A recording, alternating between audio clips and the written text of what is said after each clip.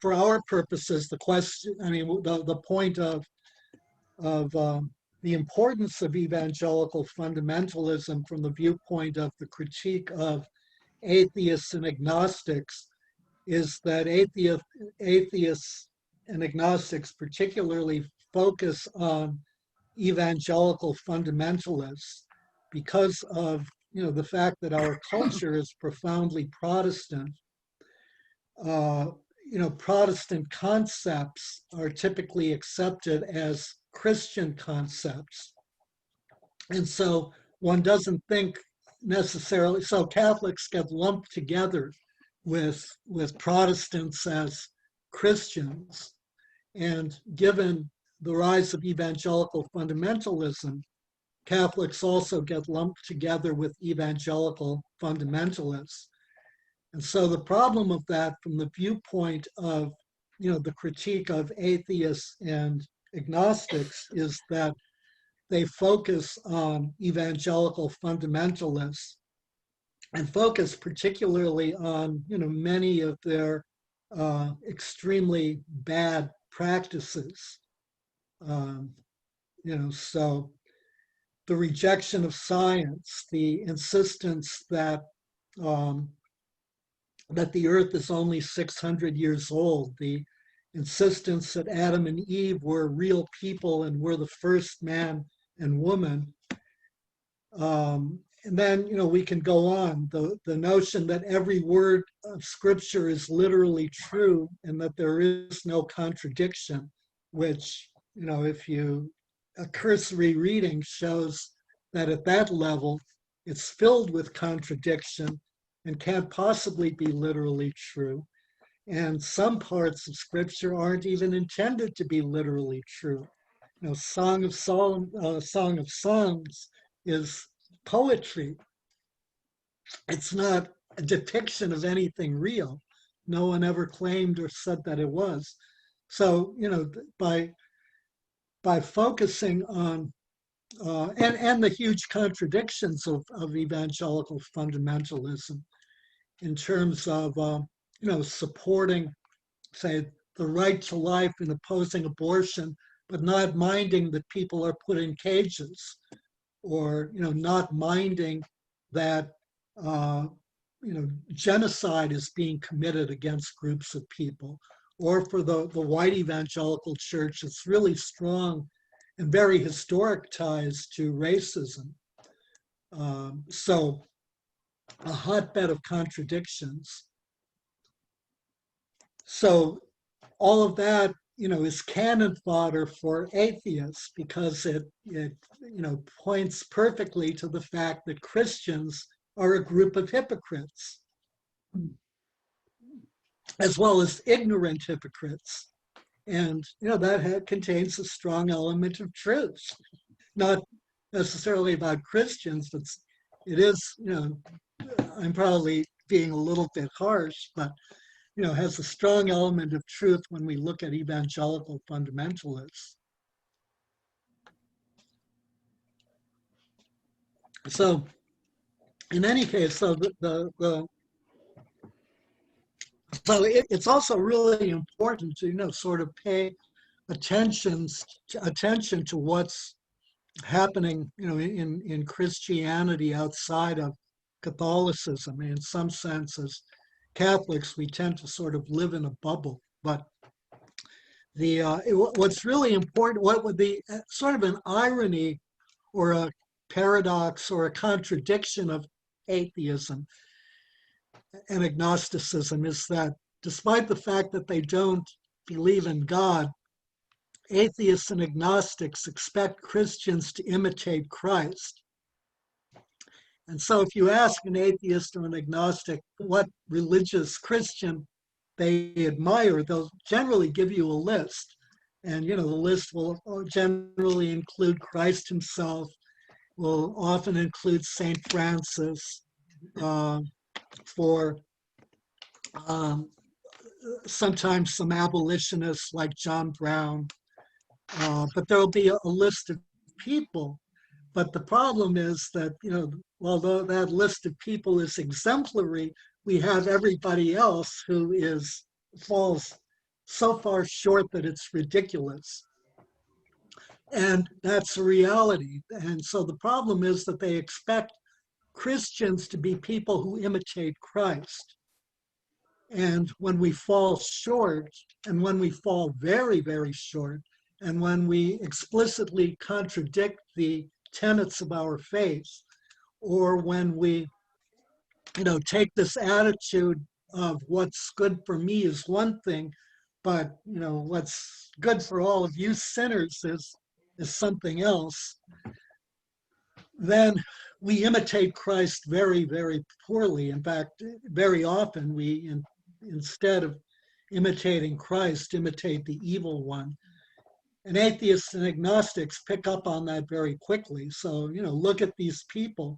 Look at these people in the midst of a pandemic who are clamoring, refusing to obey stay-in-place orders, refusing to social distance, refusing to wear masks, and are going to church because they think religion is under attack.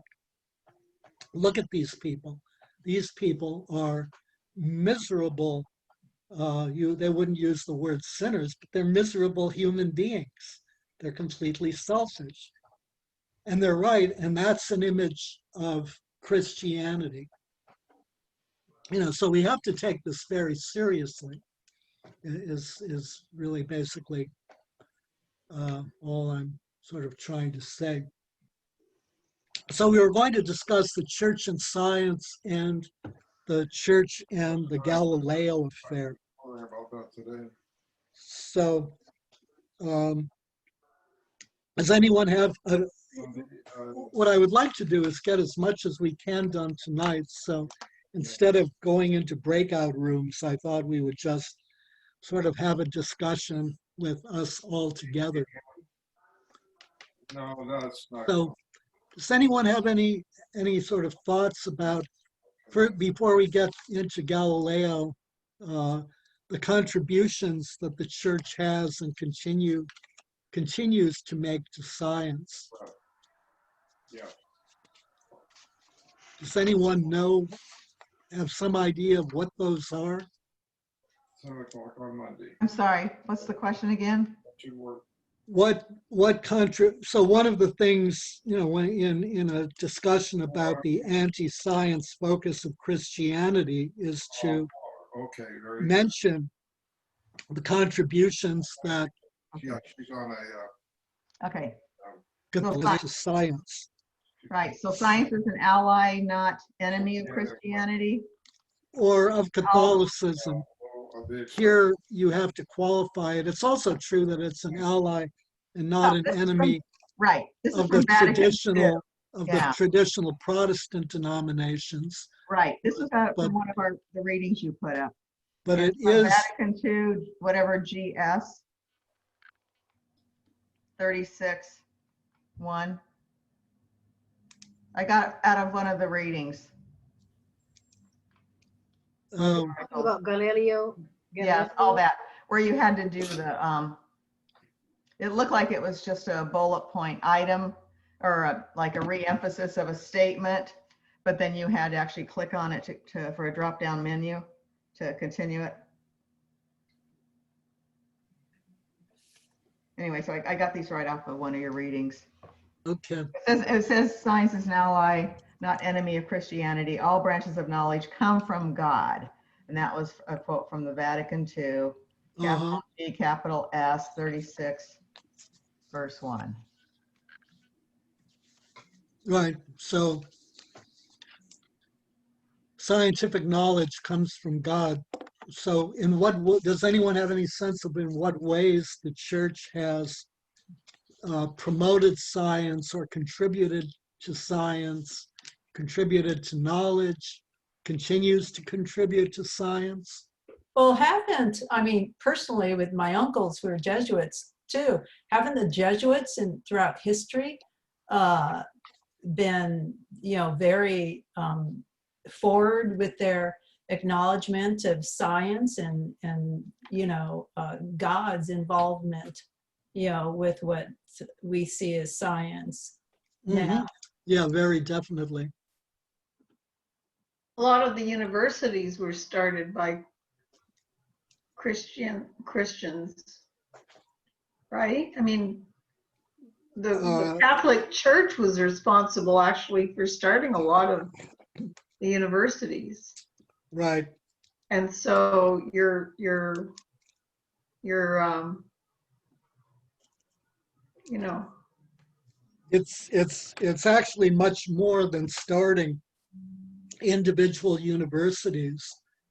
The university system, it really evolved somewhat gradually, but it began the beginning of the university system can ultimately be attributed to Pope St. Gregory the Great.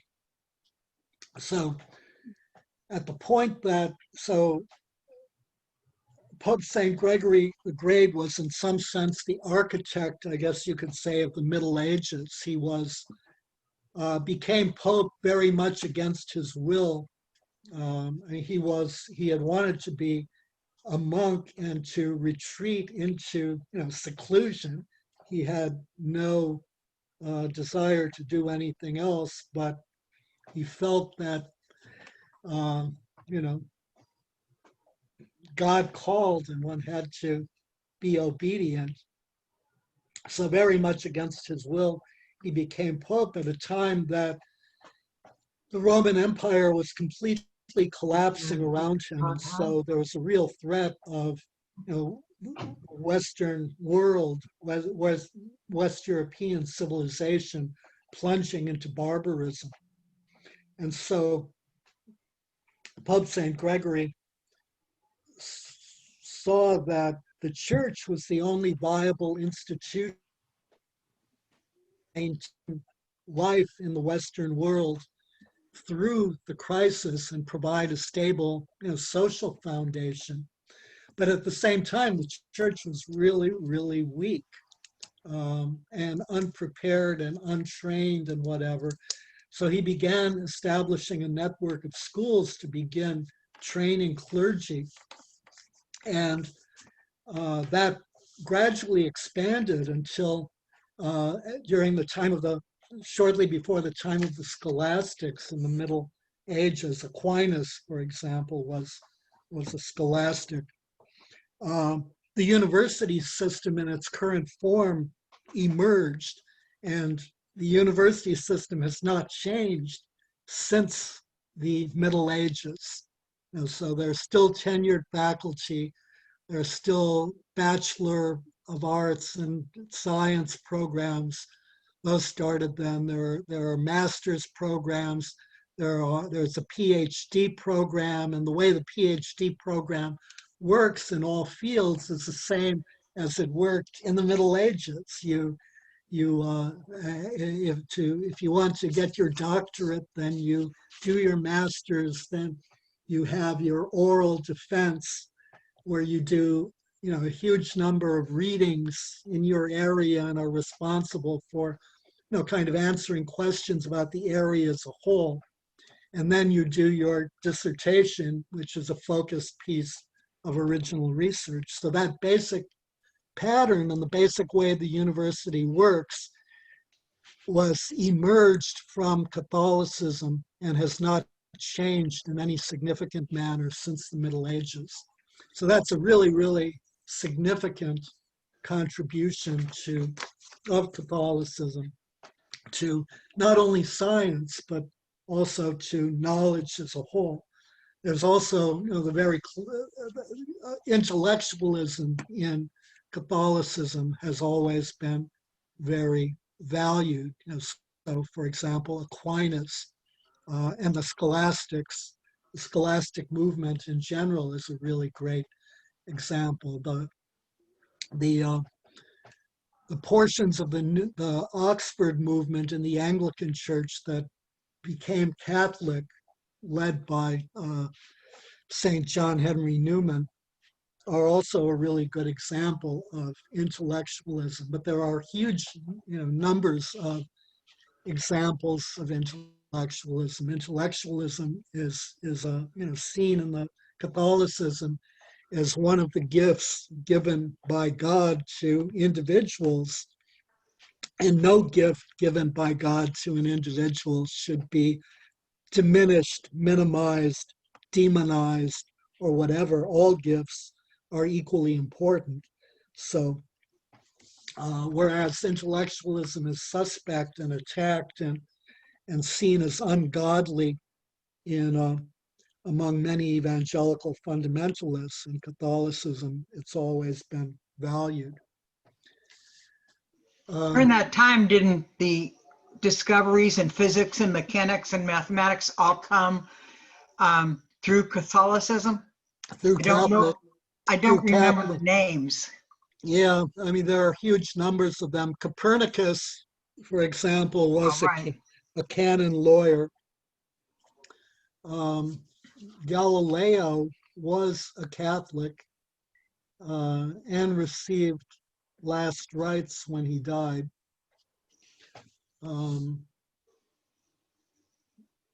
Let's see, there are a couple of other notable examples if I can find them.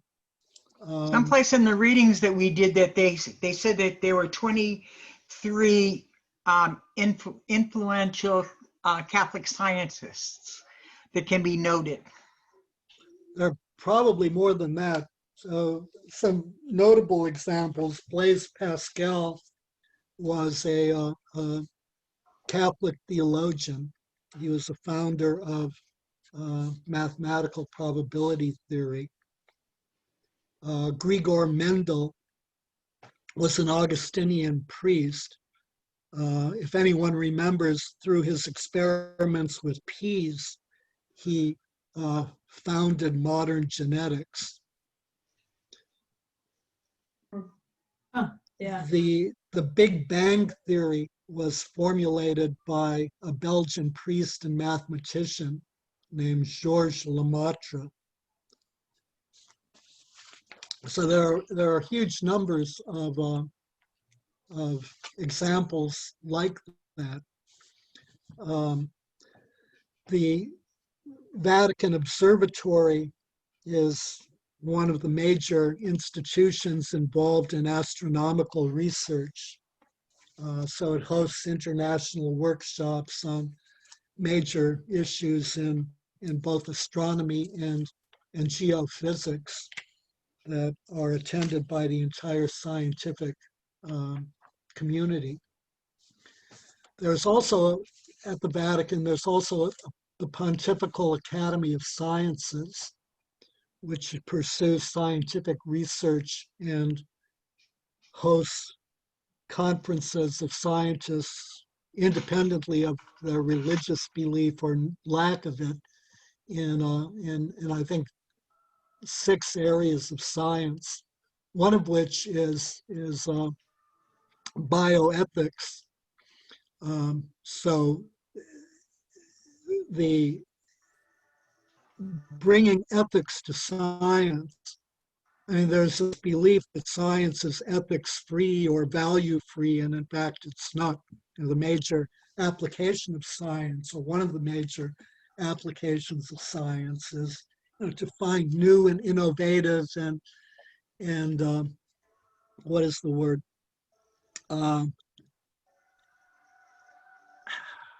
Well, I can't think of the word. Ways to kill people. Euthanize? What? No, I'm not talking about euthanizing. What I meant is sort of antiseptic ways of killing people. You know, so for example, if you bomb somebody, you know, you see the explosions and whatever, Like but you don't see the human carnage on the ground. And so the further you can separate yourself from the means of death, the better it is, because you don't see it, so there's no need to take responsibility for And it's just called denial. Yeah. So the thing is that science inherently is not good. Science inherently, is value neutral. The question really becomes, what values is science serving?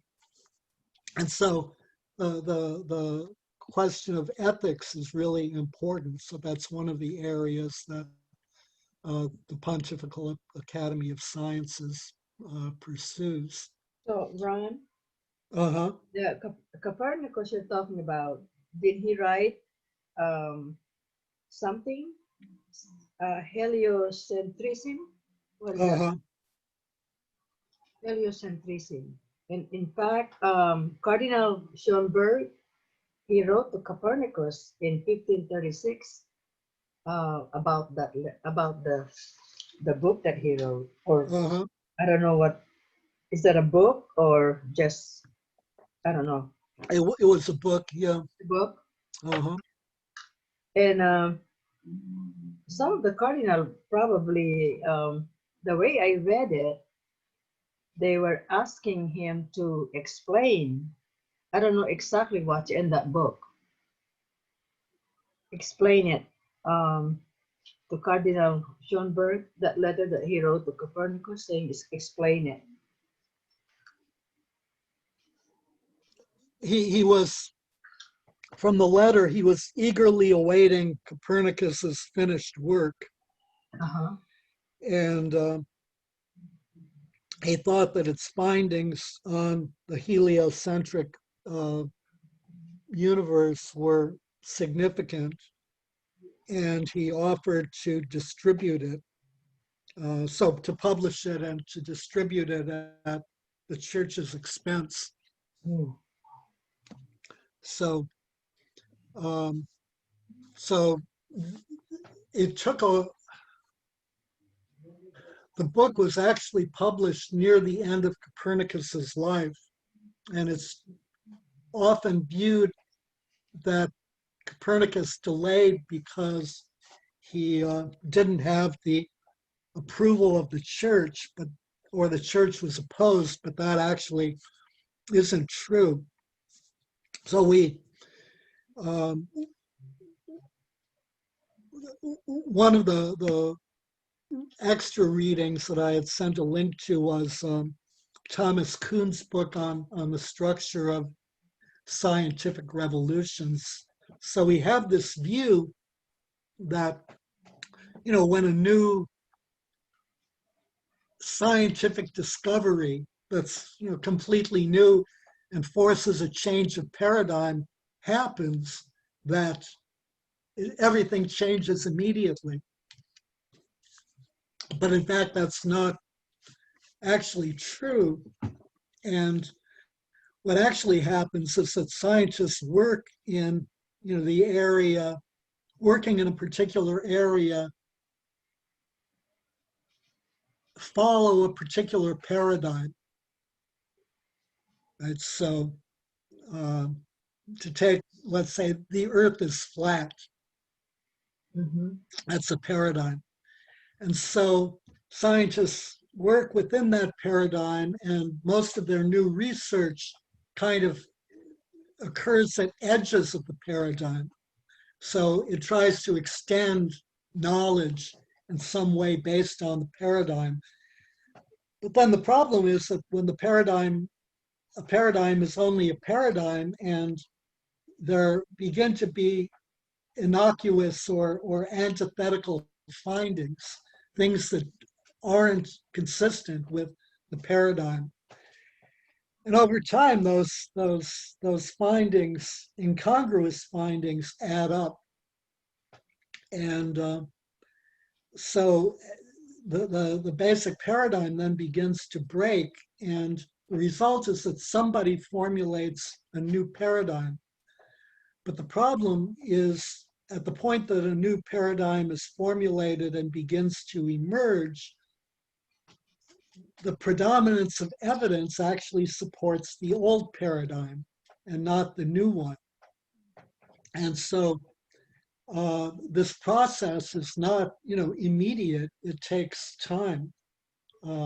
Actually, in some ways, what's striking, well, just as a quick aside, and one other major area of science that the church has contributed is the Holy Father's encyclical on global warming, Laudato Si, which he issued with a large group of scientists, including at least one atheist, who he included on at the podium with him himself.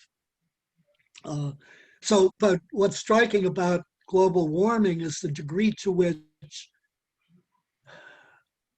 agreement about global warming is almost unanimous across a whole number of scientific disciplines, which is very rare. And so at this point, since global warming has fairly recently emerged as an issue, you would expect that there would be far more scientists opposed than there are. And that just isn't the case. The overwhelming majority are support the notion that the Earth is warming and that poses a significant threat to human life, to the existence of our planet, in fact. So, Well, from the very beginning, the Catholic Church is always involved with research. They always hire scientists to do research. Even in the time of Galileo and Aristotle. In fact, one of the stuff that I read, Saint Paul II was involved in one of the research scientists, hiring scientists to do research about some subject. Right. So the church has always been Yes, actively involved. So then what about Galileo? Well, he's a Catholic, but he was put into trial. I don't know why. Because I guess he wants to prove the heliocentrism. That word is Heliocentricity. Yeah, I can pronounce that word. Mm-hmm. I don't even know what that means. Could you explain what that means? It means that the view that it's supplanted is that the sun revolved around the Earth, and the heliocentric view is that it's the sun that is basically stationary, and the Earth moves around the sun. Okay. So that's heliocentrism. Yeah.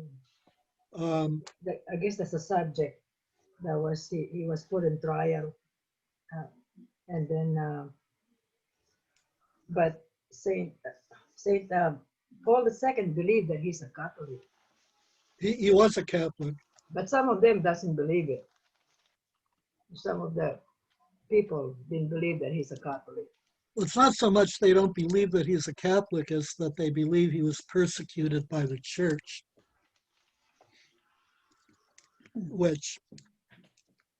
So there were two trials. Yeah. The first was in 1615.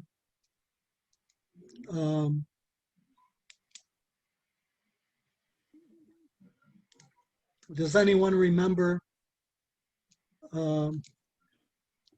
what the issue was there?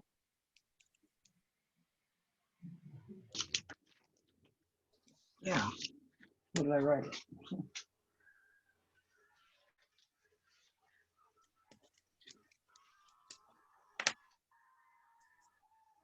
There were two separate trials. Yeah. First one. First one was less a trial than, I think, I'm not sure how you would describe it. It was a much less formal proceeding. It's not that he discovered the scriptures by the extension of the Catholic Church is fraud, something like that. I'm sorry, what, Connie? The scripture in the Catholic Church, like the Bible and what we read, is fraud. That's what I think. That's what he's thinking. No, I don't think so. So the first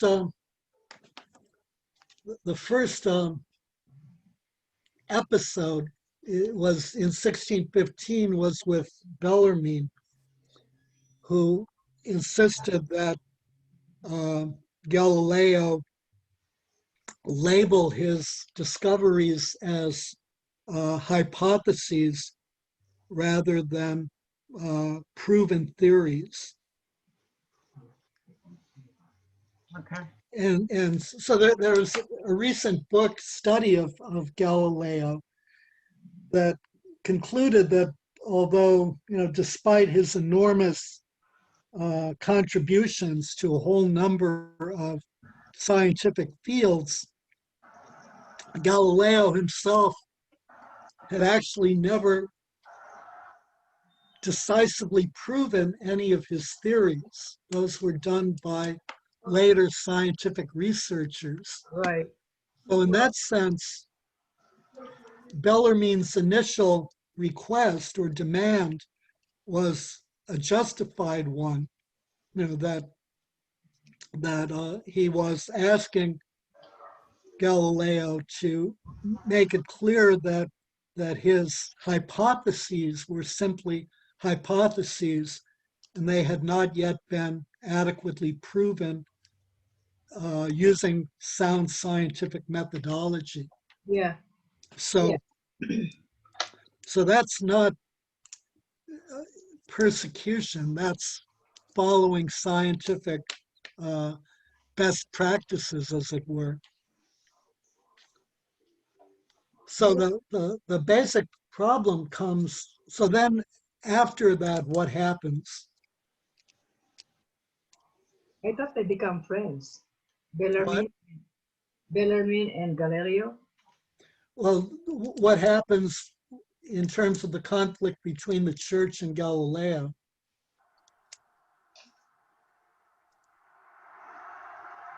He was acquitted. I'm sorry, what, Connie? He was acquitted, right? No. Yeah, he was acquitted. Galileo?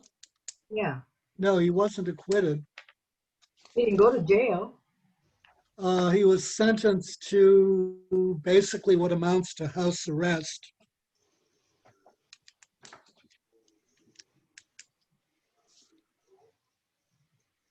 Wasn't it more the people that were out to get Galileo or the clergy or whatever it was that was out to get Galileo was more out to get him for his egotism rather than his scientific discoveries or theorems?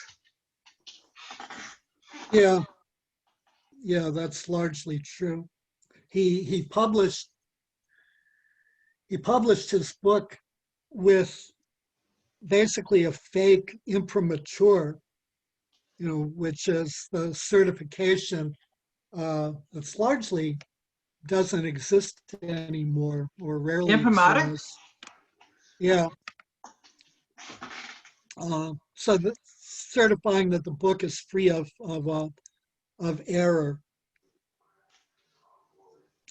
So he didn't actually get it, but he in the book he indicated that he had, and the book also mocked his opponents, including the Pope, and I think so.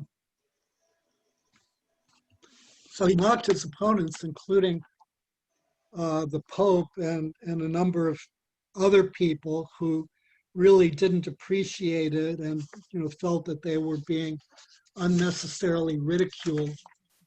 So by the time that he was brought to trial, the issue was a really muddied one, in which his scientific findings, which he actually still hadn't proven in a strict scientific sense, so they remained theories, were also mixed up with his personal attacks on people and his sort of general arrogance and egotism.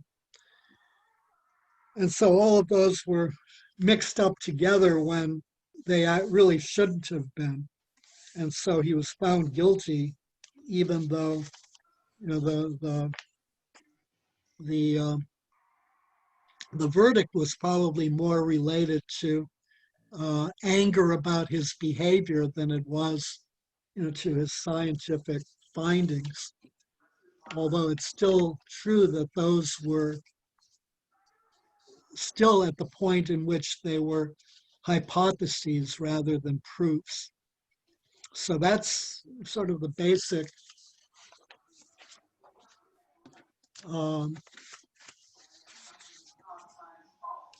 background in the Galileo affair. On the one hand, the church was at fault, as Pope St. John Paul II recognized. But it's also true that it wasn't predominantly, you know, an anti-scientific proceeding. It was one that was much more complicated than that.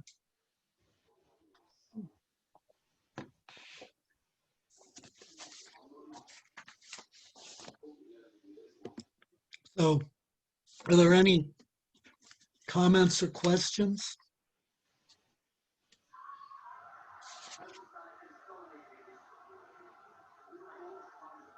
Or thoughts? What about St. Thomas Aquinas? Yes, What? St. Thomas Aquinas, Uh-huh, Theologica. uh-huh, Did he wrote that book? uh-huh, Summa Theologica. Yeah.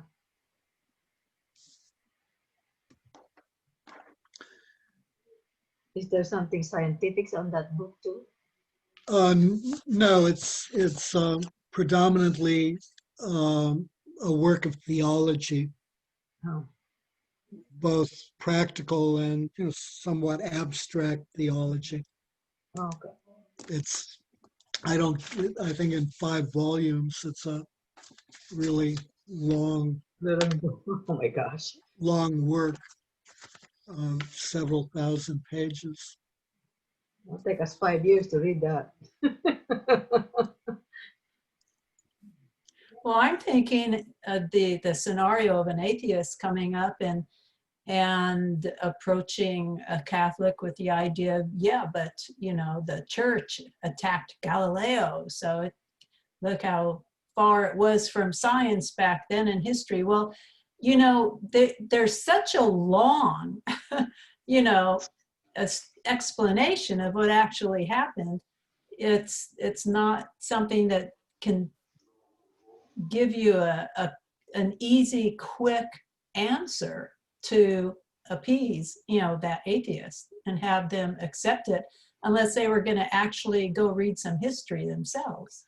Well, I mean, you can give a quick summary that, you know, on the one hand, Galileo was unjustly accused, but on the other hand, he was unjustly accused not so much because of his science, but because of his behavior and abrasive personality, which angered everybody, you know, to the point. I mean, they should not have, you know, been affected by his ad hominem attacks, and they should not have been affected by, you know, his personal abuse, but they were. Yeah. And it influenced their findings. So, I mean, one of the important things when, you know, in terms of discussions with atheists is that when the church has done something wrong and the church has made a mistake, then it's important to admit that and to, you know, look at it, examine it. You know, you never want to be in a position where you defend something that's indefensible. Right. Or, you know, when you're doing spin or providing good propaganda, which, you know, it's a contradiction in terms, in fact. So, you know, you want to try to be both terse and as realistic and as truthful as you can. So clearly the church bears a measure of responsibility, but also clearly so does Galileo, who whose behavior really set off a chain of events that shouldn't happen among good Catholics who should be willing to turn the other cheek, but weren't able to. And so they fell short of a just verdicts based simply on the merits of Galileo's science. His personality was dragged into an even greater degree. Right. And it seems though that that's what atheists don't know. Right? That they think Right. it's more the church denying the science. Right. But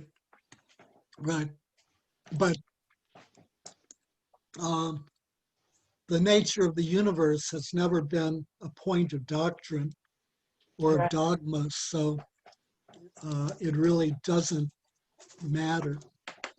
Yeah.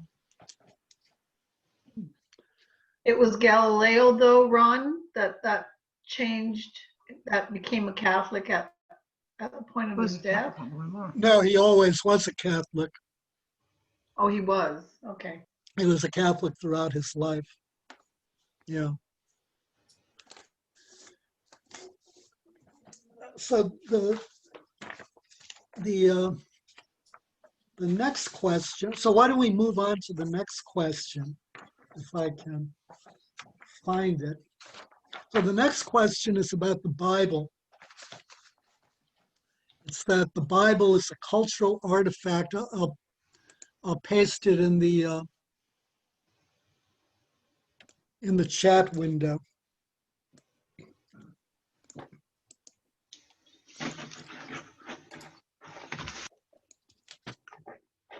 There's something there right now.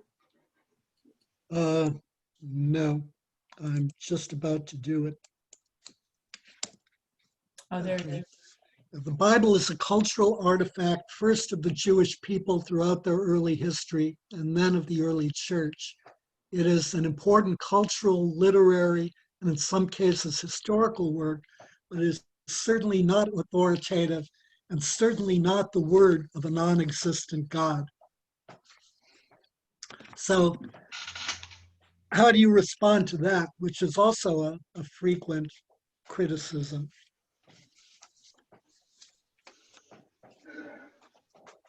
Okay, from someone who does not believe in God. Right, this is coming from an atheist or an agnostic. Can you put it back up again, Ron? It's in the chat window. Yeah. Yeah, it's still there. Go to your chat. You can open the chat window also by Yeah, I did. covering. I did. Okay. So how would you respond to that?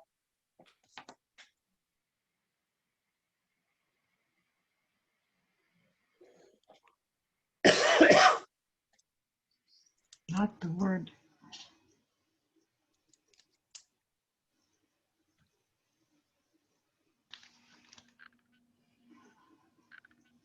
Well, it is difficult because faith has everything to do with whether it's accepted or not. And if an atheist, if someone who does not believe in God, it is going to be hard to try and answer that without them having another comeback. So how might you do it in a way that doesn't involve extensive use of the Bible itself? Well, I think I would initially bring up ways that show that there is obviously a supreme being, a God.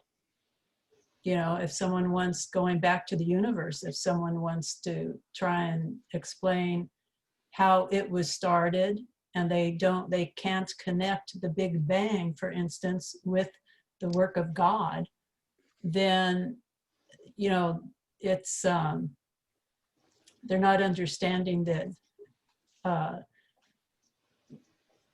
nothing can come from nothing except God.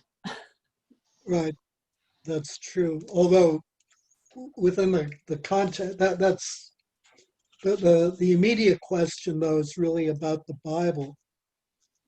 Right. So, you know, if we, it's important to respond to the immediate question, you know, that someone is asking, and not to you know, diverge from it, or they're going to view it as, you know, an unresponsive response, and it just simply reinforces their position.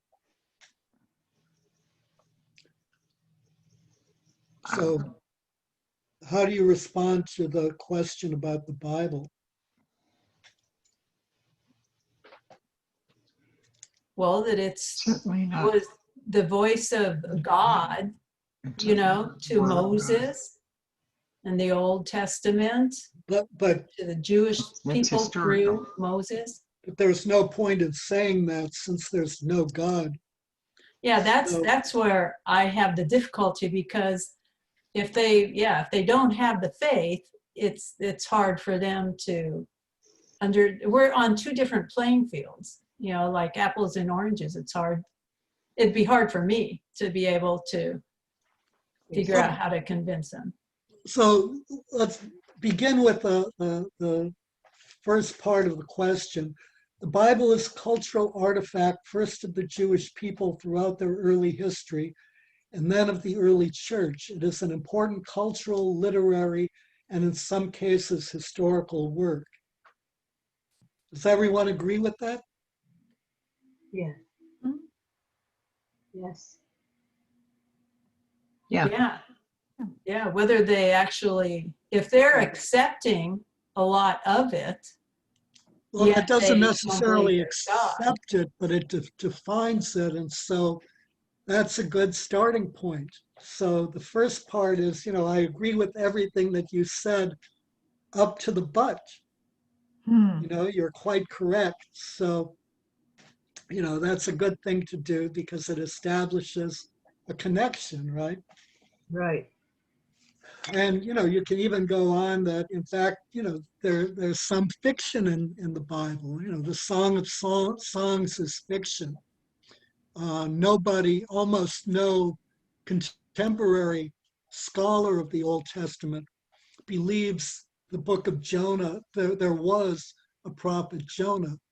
They believe that that's completely a work of fiction. But at the same time, if it is a work of fiction, that doesn't particularly change anything, because the book of Jonah has a very powerful message about God, and about obedience to God, and about service to God. So, you know, we can agree with that part, but then the problem with it is that, so how do you approach this general statement about the Bible, which, you know, with all of its books in diverse forms and whatever. So what can you, as a Catholic, do to focus on a more specific question, and which is the best way to go? So what specific question can you focus on? Well, let's see them come up with a proof that it shows there is no God, you know? No, we're discussing the Bible. Well, that's what I mean, the Bible. If they're, you know, why is someone so insistent that it is certainly not the word of a non-existent God? Why not? Because they're atheists, because there is no Right. God. So if the Bible professes to be the word of God and there is no God, that means it's a complete work of fiction, Yeah. from largely, or it's not necessarily, it isn't what it purports to be, put it that way. So some of it is historical, admittedly, but nevertheless, it isn't what it purports to be. It's something else. So Well, how I think if you just want to pick and choose parts of it, you can deny that it's associated with God. But the minute God is a part of it, then it all comes together. No, there's no God. There's no God. I know. That's No God. You have to I understand. can't. You have to internalize that. Atheists do not believe in God. They really don't. There is no God. They live their life as if there's no God. Yeah. Right? That's a guiding principle. No God. So that's So- important to understand. So what if, and that, does it have to do with how the New Testament refers to times in the Old Testament? And the Old Testament predicts the New Testament? Does it have to do with any of that? You could do that. There's so many references in the Bible where the New Testament is either the same or similar to things that happen in the Old Testament. Mm-hmm. So that's that's a really fruitful, line of argument. Although, so before that, so the critical thing. So we have this really abstract statement. So in order to address it, you have to dig in. So what's the best thing to dig into? Well, just tell him about they're talking about, in some cases, historical work. So what is historical work? Ask him. Well, They said the Bible. Ask the atheist what historical work. This is their question, right? This is the atheist question. Well, I So wouldn't now you ask ask them. I wouldn't ask the atheist what the historical Well, you work is tell in the them. event that you want to get deeply into First and Second Kings, which I don't think.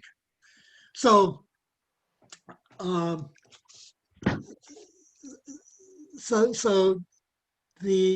good starting point. I mean, what's critical to, in some sense, what's critical to our Catholic faith and the Christian faith is obviously Christ himself, right? And so Christ and Christ's teaching and Christ's ministry forms the basic framework within which the Old Testament is viewed, right? So, which is really what Carmen was saying. So that means that Hebrews describes Jesus as the author and perfecter of our faith, or the author and finisher of our faith. It depends on our various translations.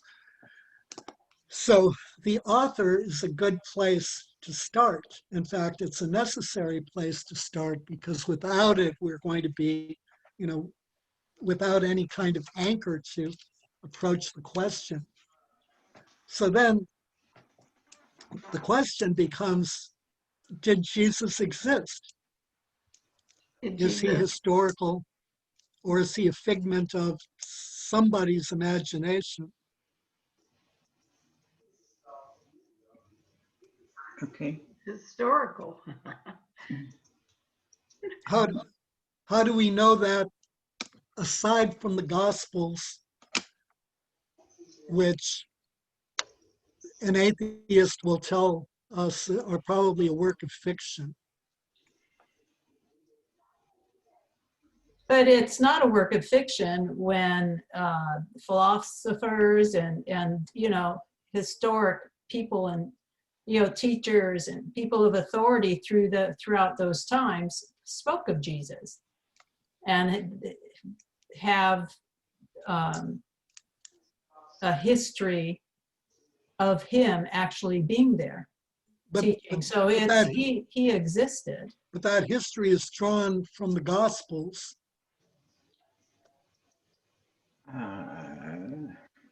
But it comes down in succession from the apostles, and those apostles, all of them gave their lives by you know, they gave their lives You can undermine. defending the Catholic part of it, you know. That for Christ, they gave their lives for Right. Christ. Right. That's an important argument to use later, but not, I don't think here. The question is simply, how do we know he exists aside from the Gospels? Yeah, I think. Well, we know he existed. I mean, there are facts that around the world where he was that have shown that he existed. I mean, physical facts. Where he where he supposedly was. That's still. Well, you're a tough atheist. You just don't give up. They arrested him, right? And they tortured him. Yeah, although there's no record of it. There's no record. In fact, until recently, it wasn't proven that Pontius Pilate was a real person. That was established, I think, early in the 20th century. So the thing to do then is to look for independent attestations of Jesus' existence outside of the Gospels. Or one of them is an argument from silence, and arguments from silence are always dangerous because you're drawing a conclusion about people not saying anything. In early Christianity, Christians were attacked in apologetics by both Jews and pagans, right? We discussed that, I think, when we discussed the pagan attack, when we discussed Aristides, that Christians were atheists, that they were responsible for every calamity that was befalling anybody because they didn't worship the pagan gods, etc. And there was a similar polemic or similar attacks from the Jews that Jesus was not the Messiah, and that Christians were, this sort of heretical, disreputable religion. But none of those questioned the existence of Jesus. And that's particularly striking in the case of you could see it in the case of Judaism, where they're atheists. The Christians are atheists anyway, so they're doing whatever they're doing, and it has nothing to do with God or Christ or anything else, since they're atheists. But in the case of the Jews, that's not the case, and yet none of the Jewish writers attacking Christians denied that Jesus existed, which is striking, because if Jesus doesn't exist, then the whole of Christianity collapses, right? So the assumption that you have to draw is that he was a real person. Well, and that with Christians, he was the Son of God. Yeah, but that's beside the point. Yeah. But when you go back to Israel and you go back to Jerusalem, the artifacts and things that they have found there prove the existence of Jesus. And it's not just hearsay, it's actually where the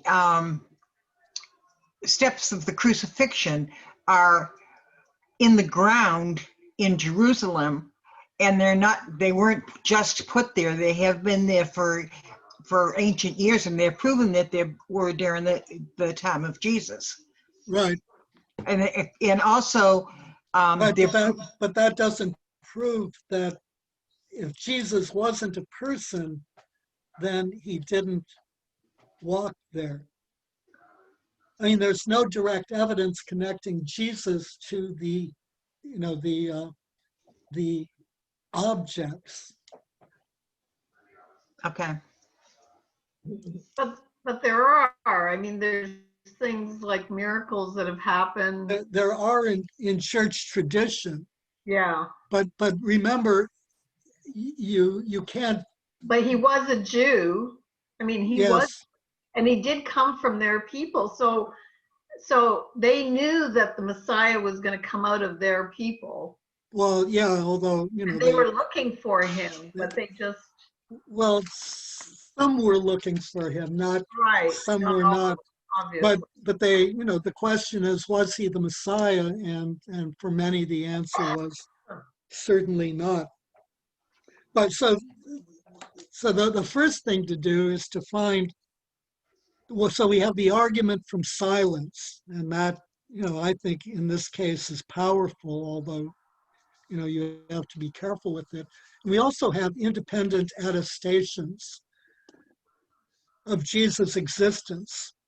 So Tacitus, uh, who was a Roman historian, writes about Christ who was executed by Pontius Pilate. And Josephus, who was a Jewish priest, was a military commander in the early part of the Roman-Jewish War, the First Roman-Jewish War, and wrote a book called Antiquities, as well as a history of the Roman-Jewish War, has two references to Christ, to Jesus. One of them is actually a reference to James, who is the brother of Jesus, who is called the Messiah.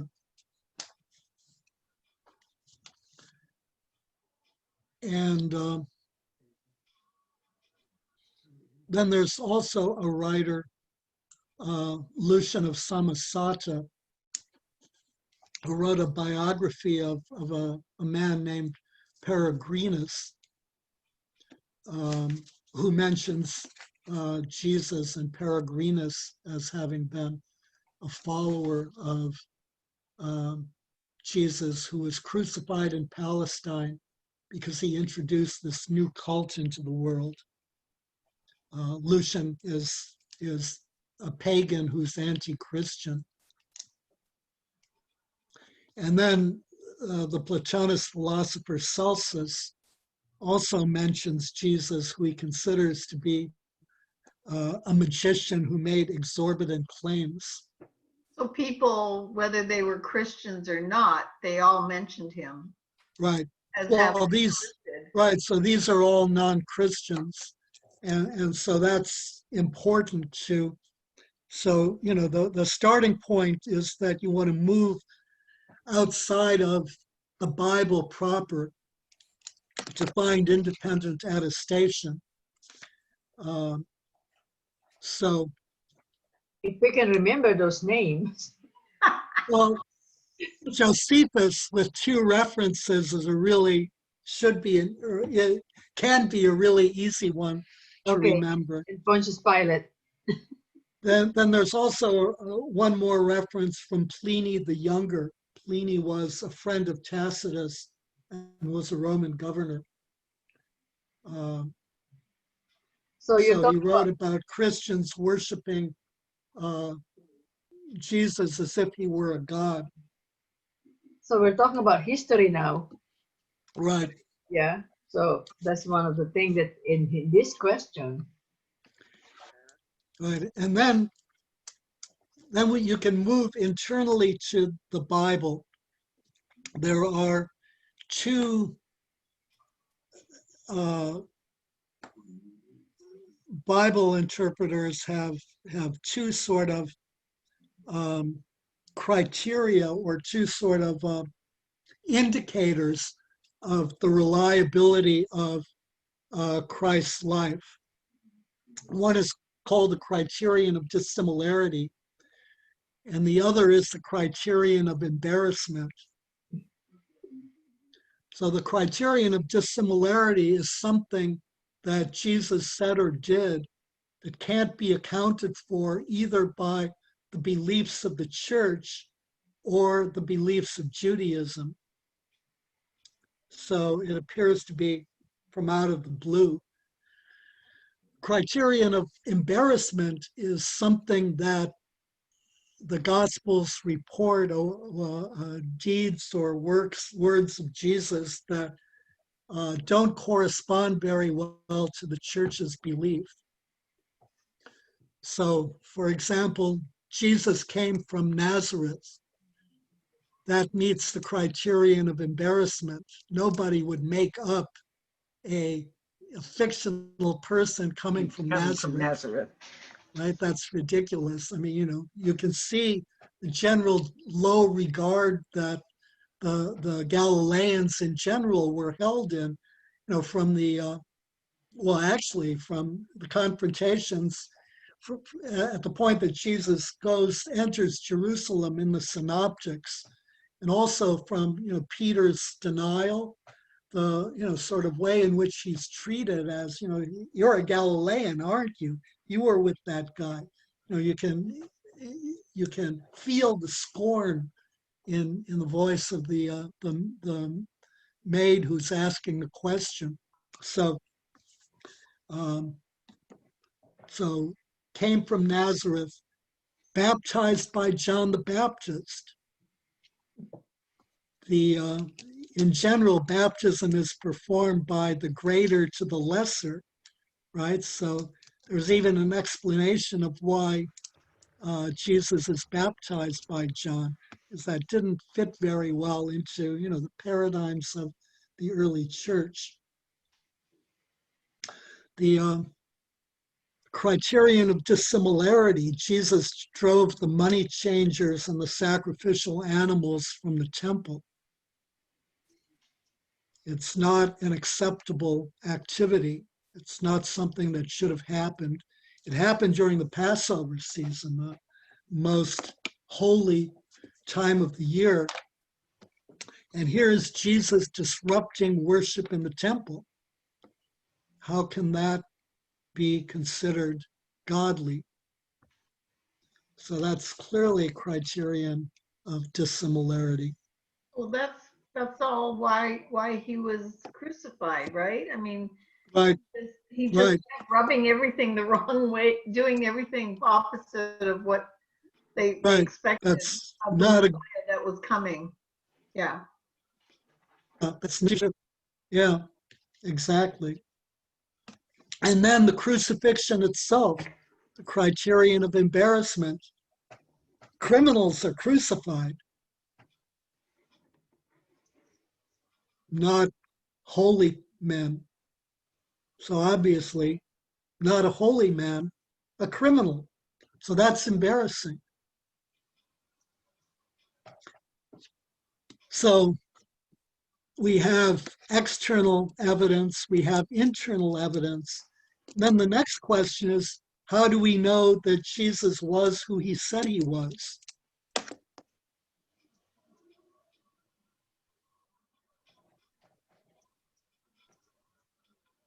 From historical records? Well, the only historical records in this case would be the New Testament itself. Oh, what about So the fact how do we know that he was something other than a Jewish holy man and a Jewish teacher? How do we know that he was the from son the of? line of David, and they were expecting someone from the line of David. Mm-hmm. Right. So there are all of the ways in which the Old Testament points to the New Testament, and the New Testament fulfills the Old Testament, both in terms of predictive prophecy and typological prophecy. And then even the wise men, even though it was months after his birth or whatever it was, but they came from afar. They were astrologers. They were astrologers. So somehow they knew where to find him and knew that if they went back to the king, that the king would want to destroy him because he would be the new king. They're assuming the story is true. Okay, yes. Yeah. And also the fact that the Gospels are taken from different individuals' accounts of their time and their teachings with Christ, and yet they are basically so similar. You know, you're not going to get 4 totally different accounts from different periods coming together with the same stories of this man, Jesus. Yeah, although that raises a whole issue of where do the Gospels come from, which is sort of hotly disputed. There are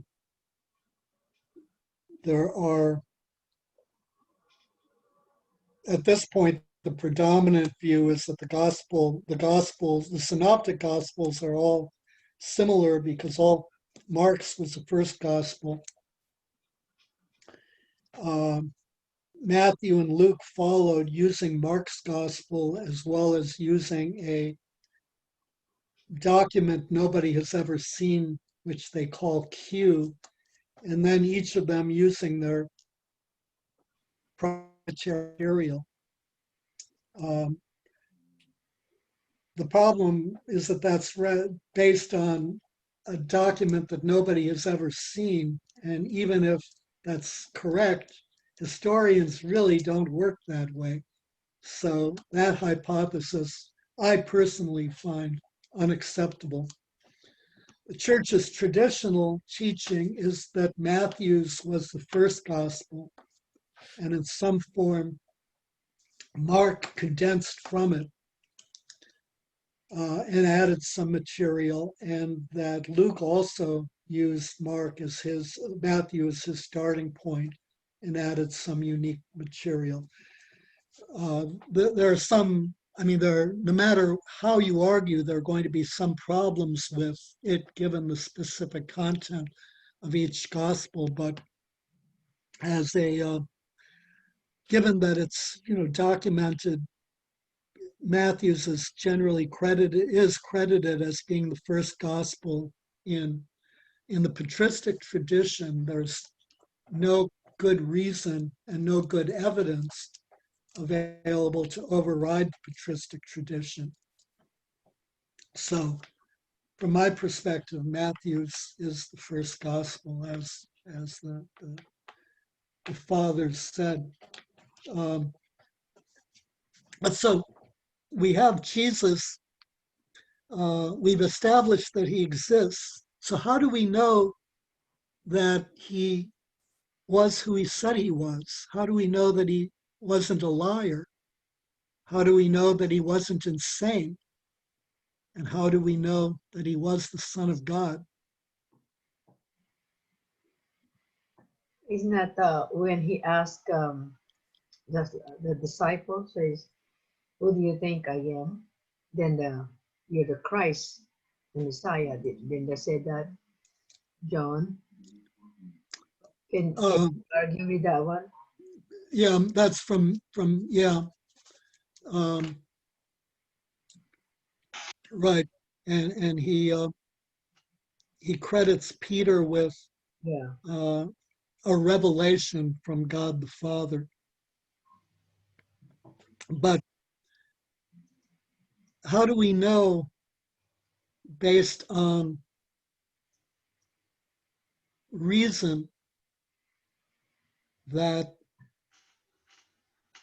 he was who he said he was, or based on history outside of the Gospels, or even with the Gospels, using them in a sort of way in which an atheist is unlikely to object? What about at the time of Moses? No, No. you can develop an argument that Jesus is the new Moses, and so there's continuity between the Old and the New Testament. But how do we know that Jesus isn't insane? Well, they're going to argue then that he rose from the dead after being crucified, they're going to say they don't believe he rose from the dead and then walked among his disciples. Yeah, but the immediate issue is, how do we know that he was who he said he was? How do we know that he wasn't a liar? How do we know that he wasn't insane? And Well, didn't God say, back, like Ani was saying, back in the time of Moses, that he was going to send a son down? I mean, he didn't say he was going to send a son. He said he would send a prophet like Moses. That's right, yeah. Yeah. Well, even John the Baptist knew who he was when he saw him. I mean, he'd never met him before. What about he knew that it was Christ. what about the baptism of Jesus in the river Jordan? He said, there's one that will come, And I'm the one, right. and, and he's the one that has to Fit my son down. come last, and he needs to increase Yeah. as I decrease or something. So is that a proof? Well, it seems like everybody around him were saying Yeah. that he was claiming he was the Son of God, yet he never actually came out and said it himself, yet everybody else was claiming he was. But he did say it to a few people, like the lady at the well. You going to be up in a few minutes? That Okay, let me call you back. I'm in the middle of a class. that all comes from John's Gospel, which Yeah. is written later, and so it's argued that incorrectly, but nevertheless argued, and the general scholarly consensus is an incorrect one, but nevertheless consensus is that John represents a high Christology. And so John explicitly presents Jesus as the Son of God, and he is sort of very mystical in his presentation and also very focused in his presentation. In the Synoptics, Jesus himself never makes the claim explicitly. That was actually our next question. Oh, okay. But actually we can sort of stop. We actually should stop here since it's 8:35. Well, I was going to say his reputation precedes, his reputation of healings, miraculous healings, Right. like the multiplication of the fish and the bread, the Right. loaves of fish. I mean, Ignoring that, since it's likely to not be accepted by an atheist. So we can. We should probably stop here. Yeah. Running out of time. So next week let's begin by going back. So we've established that Jesus is real from the independent attestations, from the internal proofs using the criterion of dissimilarity and the criterion of embarrassment. So let's start by looking at the claim that Jesus was the Son of God. Whether in the Synoptic Gospels, why would was that in sort of words, not even, was that simply a projection of the early church, or was that actually something that Jesus likely believed. And then the next question is, given that that is what Jesus actually believed, which we'll see when we discuss it, how do we know that Jesus was not a liar? How do we know that he wasn't insane? And how do we know that he is the Son of God?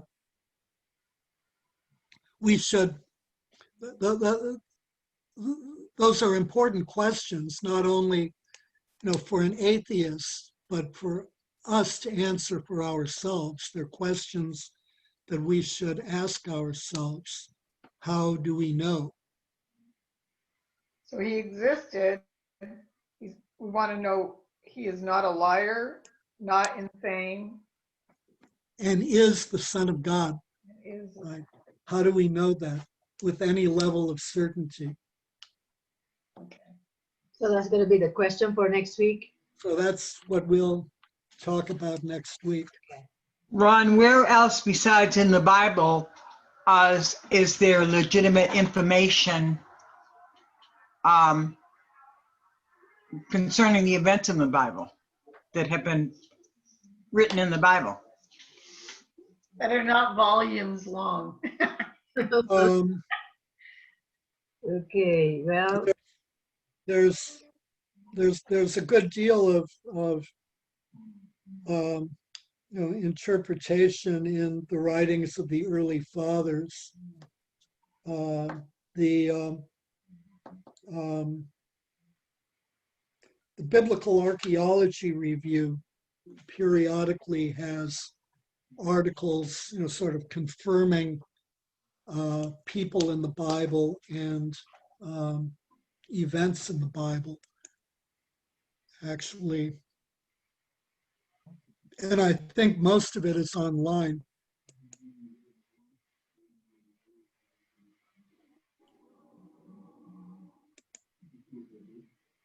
Actually,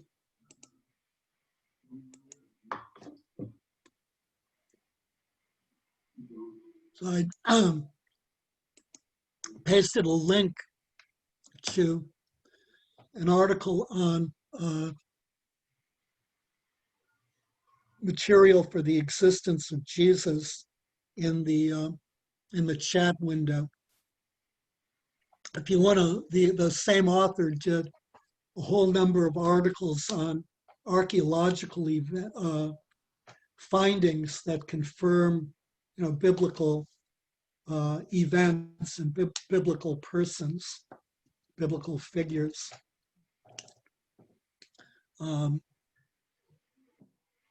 But also, in a general way, just try to,